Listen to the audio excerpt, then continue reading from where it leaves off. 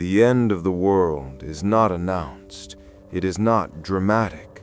It does not warn us. It does not ask for permission. It begins quietly, when responsibility disappears, when hunger exists but no one feels accountable, when suffering is visible but no longer personal.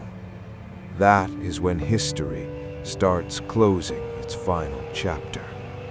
We were taught to fear disasters, but the real danger was never chaos. It was comfort without conscience. A world where everyone survives individually, but no one survives together. Civilizations don't collapse because they run out of resources. They collapse because they run out of care. When people stop asking, "What do I owe the other human being?" time itself begins to decay. And decay is slow, almost invisible. That's why most people don't notice it. We live in an age of abundance. Food travels faster than ever, yet hunger remains. Not because we cannot solve it, but because we've normalized it. We've learned how to look away.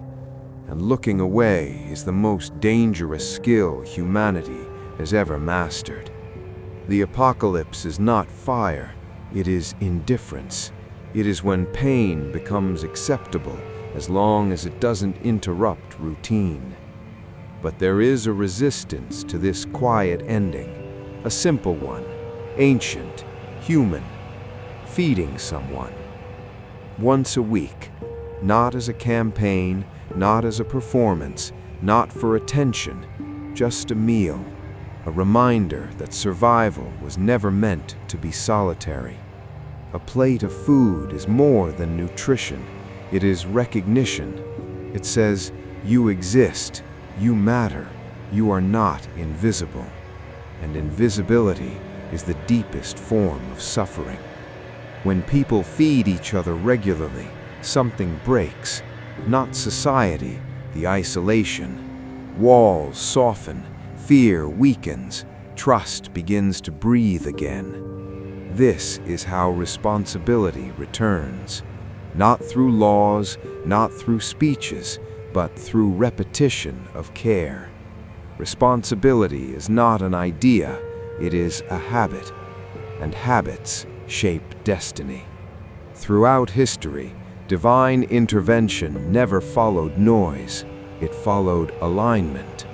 When human behavior mirrored divine values, mercy responded. Compassion attracts compassion. Feeding the hungry is not just kindness, it is communication, a signal sent upward, a quiet declaration, we remember who we are. And when that signal repeats week after week, hand after hand, heart after heart, something shifts beyond visibility. God does not abandon humanity when it falls. God withdraws when humanity refuses responsibility.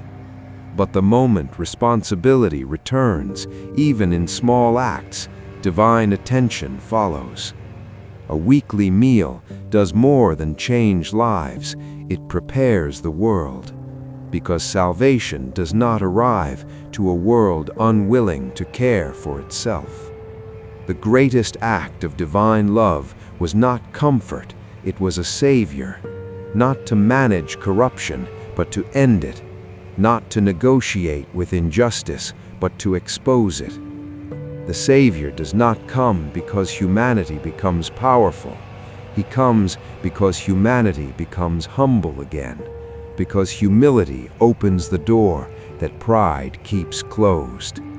Feeding someone is an act of humility.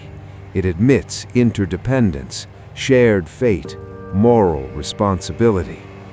This is why the final era is not judged by innovation, but by compassion. The question is not, how advanced are you? The question is, do you still care? False saviors offer control, efficiency, order without mercy. But true salvation emerges where compassion still survives. among quiet hands, unseen sacrifices, meals given without witnesses. Every shared plate repairs a fracture in time. Every act of care delays collapse. Maybe the world is not waiting for signs in the sky. Maybe it is waiting for signs on the ground. Because salvation does not begin with miracles, it begins with responsibility. And from responsibility, mercy flows. From mercy, divine love responds. And from divine love, the Savior comes.